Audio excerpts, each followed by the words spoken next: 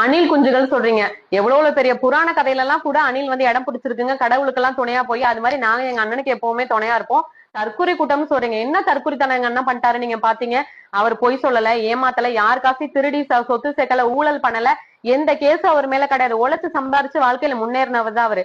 அவரை பத்தி பேசுறதுக்கு இங்க உண்மையாவே யாருக்குமே தகுதி கிடையாதுங்க.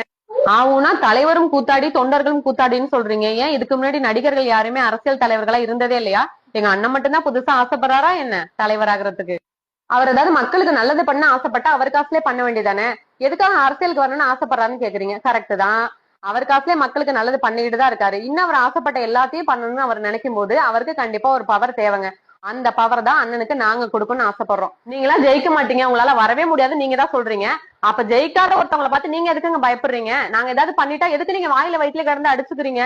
எங்க அண்ணன் வந்துருவாருங்கிற பயத்துல தான் நீங்க அடிச்சுக்கிறீங்க. ஒண்ணு மட்டும் நிச்சயங்க, நீங்க பேசி பேசிதான் அவங்களோட தொண்டர்களையும் அண்ணனையும் வளர்த்து விட்டுட்டே இருக்கிறீங்க. இன்னமும் வளர்த்து விட போறீங்க. இப்ப சொல்ற நோட் பண்ணிக்கோங்க, 2026ல எங்க அண்ணன் தான் சிஎம். நாங்க எல்லாரும் சேர்ந்து எங்க அண்ணனை வந்து சிஎம் சீட்ல உட்கார வைப்போம். இது 2026ல நடக்கும்.